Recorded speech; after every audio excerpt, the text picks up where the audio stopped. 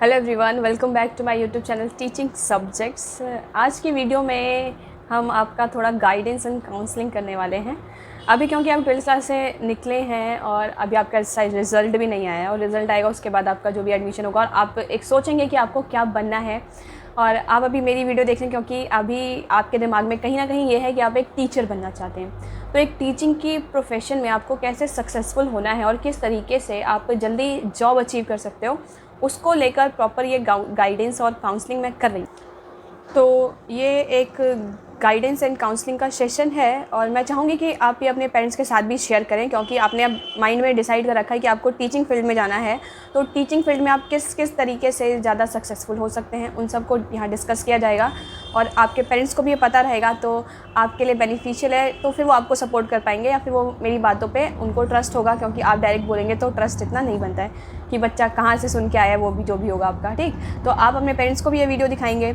अब हम बात कर लेते हैं आपके डीएलएड के एंट्रेंस के बारे में।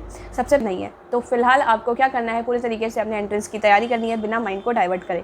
क्योंकि अगर आप एंट्रेंस की अभी तैयारी कर रहे हैं तो आपने डिसाइड कर लिया कि आपको टीचर बनना है दिल्ली में रेगुलर डाइट करके। इन केस अगर आपका डीएलएड में एडमिशन नहीं होता है, वैसे तो हमने जो है बुक भी लॉन्च की आपके लिए, नोट्स की, आप वो भी पढ़ रहे हैं। इसके साथ ही अभी हम ऑनलाइन क्लासेस भी स्टार्ट करेंगे। उन सबको मिला के आपका एंट्रेंस क्लियर हो जाना चाहिए। लेकिन 1% चांसेस ये भी रहते हैं कि आपका सिलेक्शन नहीं होगा।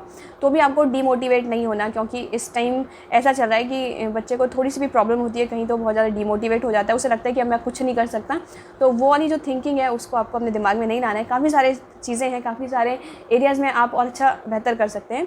लेकिन अगर आपको टीचर बनना है तो हम आपको टीचर ही बनाएंगे। इसमें कुछ कुछ बातें आपको ध्यान देनी है। जैसे डीएलएड रेगुलर के लिए फ़िलहाल आपको मेन फोकस करके अपने एंट्रेंस की तैयारी करनी है। उसके बाद कुछ स्टूडेंट पूछते हैं कि मैम मेरा ग्रेजुएशन हो गया है तो क्या मैं डीएलएड करूं या फिर बीएड करूं। तो जो स्टूडेंट ग्रेजुएट हैं वो उनके लिए पहली प्रेफरेंस रहनी चाहिए कि आप जो है बीएड करें। और बीएड में भी अगर आप स्पेशल बीएड करना चाहते हैं तो वो कर सकते हैं, क्योंकि स्पेशल बीएड से क्या होगा, आप नॉर्मल बीएड के फॉर्म भी फिल कर पाएंगे और स्पेशल वाले तो आप कर ही पाएंगे। अब इसमें क्या होता है, कुछ वैकेंसीज़ होती है जिसमें स्पेशल बीएड की वैकेंसी नहीं आती है, तो उसमें आप नॉर्मल वाले टीचर के लिए टीचर में अप्लाई कर पाएंगे। लेकिन कुछ वैकेंसी अगर अलग से स्पेशल बीएड की हैं तो वहाँ पे स्पेशल बीएड का अलग होता है फॉर्म, और रेगुलर जो बीएड वाले होते हैं उनका अलग होता है। इसके साथ ही ग्रेजुएशन है तो आपको बीएड करना है, और बीएड करने के बाद आप 1 to 5 के टीचर भी बन सकते हो। आपको 6 मंथ का ब्रिज कोर्स करना होता है, तो आपके लिए ये ज़्यादा बेनिफिट वाला होगा ना कि आप 2 साल में पूरा डीएलएड करेंगे। इससे अच्छा है कि आप 2 साल का अपना बीएड कर लो और 6 महीने का डीएलएड का कोर्स कर लो। तो आप फर्स्ट 1 to 5 के टीचर भी बन सकते हैं और 6, 7, 8, 9, 10 के भी बन सकते हैं। उसके बाद आता है स्पेशल डीएलएड। अगर आपको अपने जो जॉब को सिक्योर करना है तो मेरी एडवाइस रहेगी कि आप स्पेशल डीएलएड करें। बाकी चॉइस आपकी है, आपको जो भी पसंद है आप वो कर सकते हैं। स्पेशल डीएलएड के लिए मैं इसलिए बोल रही हूँ क्योंकि स्पेशल डीएलएड में आपका ज़्यादा कंपटीशन नहीं है।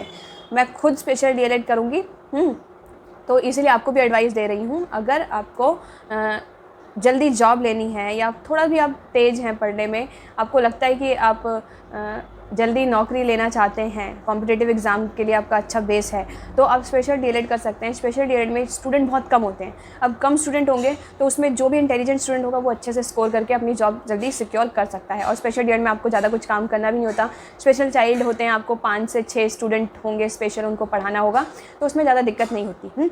उसमें आपका ज़्यादा स्कोप है, इसलिए मैं आपको ये एडवाइस दे रही हूँ।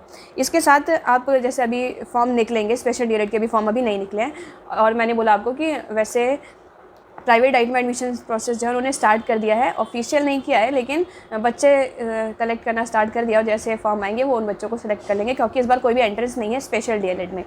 अब जिन स्टूडेंट का रेगुलर डाइट में एडमिशन नहीं होता वो प्राइवेट से करेंगे। देखो, प्राइवेट में भी आपको फॉर्म फिल करके जाना होगा, और अगर आप डिस्टेंस मोड से करना चाहते हैं तो उसके लिए तो मैं यहाँ पे हूँ, मैं आपका वहाँ पे सिलेक्शन करा दूँगी। अभी आप ये देख सकते हो कि आप नॉर्मल डीएलएड का जो एंट्रेंस है वो निकालो। अगर वो निकल जाता है तो बहुत अच्छी बात है, आप वहाँ पे अपना नॉर्मल रेगुलर डीएलएड कर लीजिए।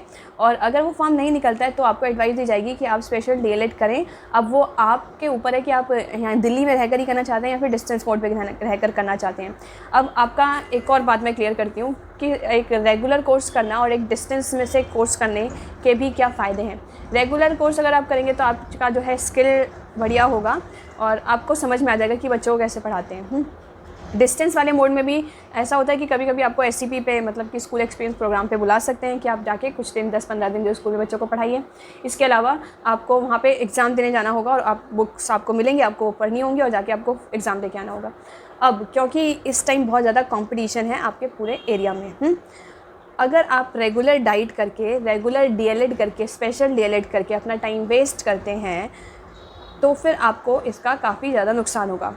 क्योंकि आपको DLED का जो भी पेपर क्वालिफाई करने के लिए सबसे पहले क्या है, कॉम्पिटिटिव एग्ज़ाम निकालना होगा। अगर आप एक टीचर बनना चाहते हैं तो आपको पहले कंपटीशन के एग्ज़ाम को क्लियर करना होगा, और कंपटीशन का एग्ज़ाम तब क्लियर होगा जब आपके पास इतनी तैयारी होगी कि आप मैथ्स, रीजनिंग, हिंदी, इंग्लिश और SST जो आपका GK GS होता है वो आपको बहुत तेज़ हो। अगर आप वो 2 साल रेगुलर ना जाके डिस्टेंस मोड से अपना DLED, स्पेशल DLED या BEd कर लेते हैं, और उन 2 साल में अगर आप अपने इस चीज़ पे तैयारी करते हैं, क्योंकि DLED में क्या होता है, आपको ना बस पासिंग मार्क्स लेके आने होते हैं, 60+ लेके आ जाओ, उसमें आपके परसेंटेज से आपकी कहीं भी जॉब नहीं लगती, DLED के परसेंटेज से या फिर स्पेशल DLED के। वो आपके कॉम्पिटिटिव बेस्ड जो एग्ज़ाम्स होते हैं उसमें आपने कितने मार्क्स स्कोर किए उस पर बेस करता है, और वो आपका कॉम्पिटिशन बेस्ड जो एग्ज़ाम होगा उसमें आपके DLED के सब्जेक्ट से भी कुछ क्वेश्चन पूछते हैं, लेकिन जो मेन आपका फोकस होता है उनका, वो आपका maths, reasoning, GK GS, current affair, इन सब पे होता है। अब उनकी तैयारी अगर आप इन 2 साल में लग के कर लेते हैं तो जैसे ही कोई भी फॉर्म फिल किया जाएगा आप उसको भर के और जल्दी जॉब ले सकते हैं।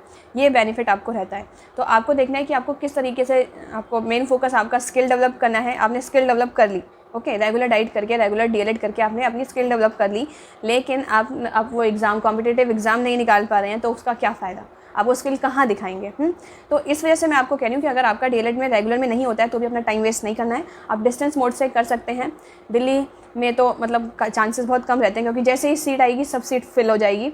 अगर आप डिस्टेंस मोड से करना चाहते हैं DLED तो उसके लिए आपको मैं लिंक दे रही हूँ, आप इस नंबर पे कॉल करके पूरा इन्फॉर्मेशन ले सकते हैं। आपकी खुद की चॉइस है, और ये जो भी डाइट आपको DLED डिस्टेंस मोड से कराएंगे या फिर स्पेशल DLED डिस्टेंस मोड से कराएंगे वो पूरे रिकॉग्नाइज हैं, और मैं इसकी गारंटी लेती हूँ कि आपको किसी भी तरीके का फ्रॉड नहीं मिलेगा इसमें। क्योंकि पिछली बार मैंने खुद आप लोगों को गाइड किया था कि आप किसी भी तरीके के फ्रॉड में नहीं आइएगा। कुछ स्टूडेंट्स भी आए थे जो पिछली बार फंस गए थे और फिर बाद में आके बोले थे कि मैम हमारे साथ ऐसा हो गया, तो वैसा कुछ भी नहीं होगा।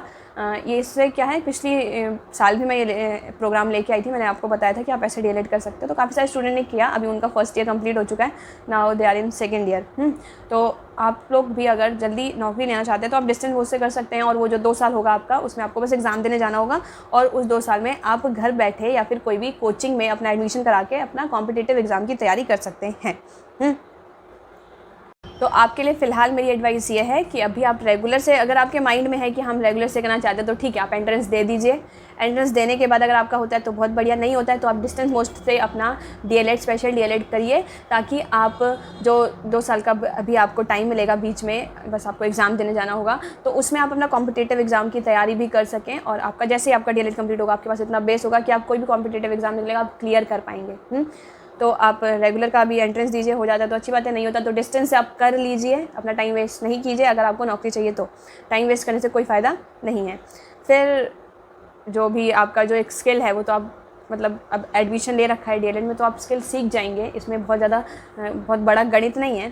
तो फिलहाल इतना ही एडवाइस है। आपकी गाइडेंस एंड काउंसलिंग करना फ़िलहाल इसलिए ज़रूरी था क्योंकि आप एकदम फ्रेश स्टूडेंट हैं, और अगर आपको सही डायरेक्शन दे दी जाए तो आप बहुत अच्छा स्कोर कर सकते हैं।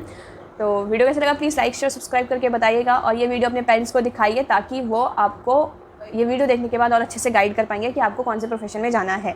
रेगुलर और डिस्टेंस मोड से जो भी DLED करता है वो DLED ही होता है। आप डिस्टेंस से करें या रेगुलर से करें वो आपका पूरा इंडिया में वैलिड होगा। तो इसका दिमाग में डाउट नहीं लेके आना है कि ये वैलिड नहीं होगा, ये ऐसा होगा, ऐसा कुछ नहीं होगा। और आपने कहीं से भी DLED किया हो, आप भारत के किसी भी स्थान पर टीचर बन सकते हैं। Okay, thank you.